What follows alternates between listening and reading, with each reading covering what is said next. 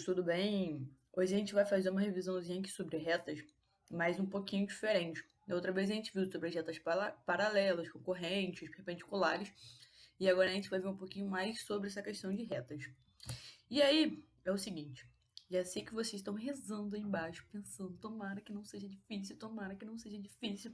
E a gente vai diferenciar o que são retas, semi-retas e segmentos de reta. Pode começar a rezar. Mas mentira, é fácil. Vamos embora. É o seguinte, o que é uma reta? Um segmento de reta, é um pedacinho da reta. É o menor caminho de um ponto a outro. Lembra que para poder fazer uma reta eu preciso de pelo menos dois pontos? Então eu tenho aqui o ponto A e o ponto B. Esse caminho entre o ponto A e o ponto B, eu vou chamar ele de segmento de reta. Ok? Então repara, ele começa no ponto A, termina no ponto B. Só que tem uma coisa, para poder eu representar um segmento de reta, eu tenho que colocar AB, que é o nome dos dois pontos, o ponto A e o ponto B, e esse tracinho em cima sem setinha nenhuma, só um tracinho.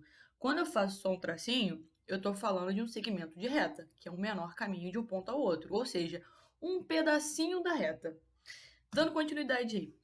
O que é uma reta? Uma reta, pessoal, é uma coisa infinita, então é um prolongamento, ele passa pelos pontos, porque uma reta ela é infinita.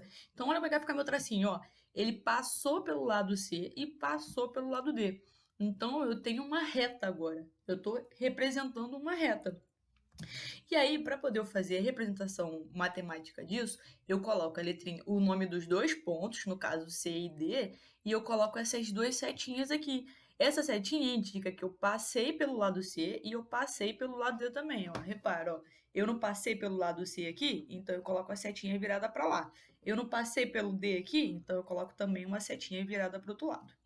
Agora, o que é uma semi-reta? É um prolongamento em apenas um sentido. Então, ele tem começo, mas não tem final. Então, ó, repara, ó, eu comecei no ponto E e passei pelo ponto F. Então, na hora de representar, eu vou botar o EF, que é o nome dos meus dois pontos.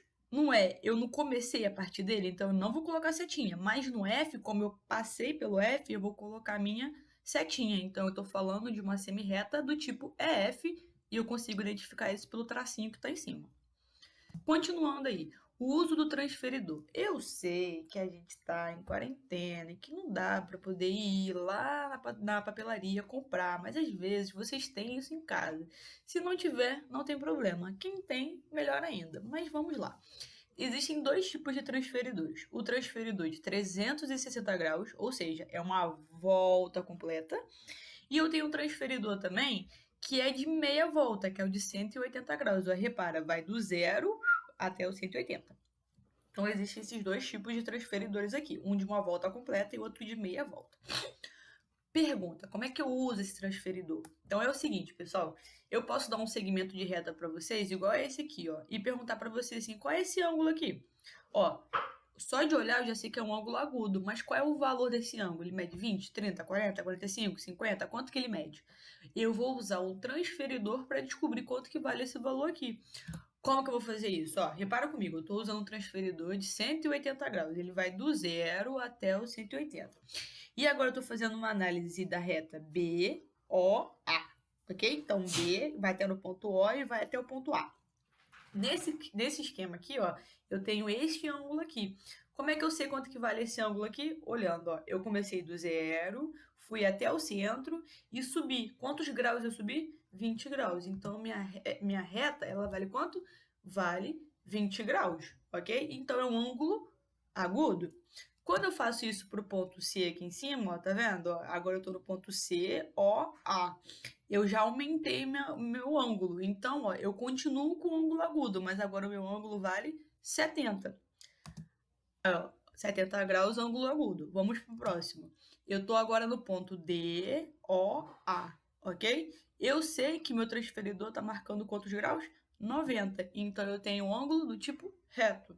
Quando eu passar do ponto D para o ponto E, eu já estou passando do ângulo reto para qual tipo de ângulo? Quem respondeu ângulo obtuso está certíssimo. Ó, eu tenho agora o valor de 110, ó, 100, 110. Estou passando em cima do 110 e no zero. E esse valor de ângulo todo de abertura que eu estou tendo aqui, ó, ele vale 110, então ele é um ângulo do tipo obtuso. Mesma coisa para o F, ó, minha abertura agora já é de 150 graus. Ó o valor aqui, ó, 150 graus. Então eu tenho um ângulo obtuso. E por último e não menos importante, eu tenho uma abertura agora de 180 graus. Ó, eu rodei meu transferidor todo. Então eu tenho um ângulo do tipo raso. Molezinha, né? Como é que eu uso o transferidor. Como é que eu faço isso, então? Eu pego o transferidor, coloco em cima da minha figura e vou medir onde é que ela está apontando. Sempre lembrando de colocar uma linha no zero e aí eu vou ver quanto que vai dar outra linha. Outra coisa também importante aqui, opa, que não apareceu, deixa eu consertar aqui rapidinho, ó. Deixa eu botar para aparecer uma animação aqui, ó. Pronto, vamos lá. Coisa rápida aqui agora, hein? Deu um BO aqui no meu vídeo. Pessoal, é o seguinte.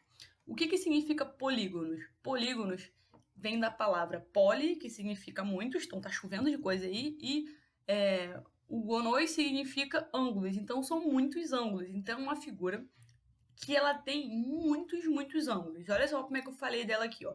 São figuras planas, fechadas e formadas por segmentos de retas que não se cruzam. Então dá uma olhadinha aqui nesses polígonos, ó. Um segmento de reta, outro segmento de reta, outro segmento de reta, outro segmento de reta. Eu fechei a minha figura. Se ela tivesse aberta, ela seria um polígono? Não. Olha esse exemplo aqui, ó. Ele dá uma voltão, sobe, desce, vai pro lado, mas está sempre fechada. A minha figura sempre encontra um ponto com o outro. Mas eu não tá vendo uma reta passando para lá.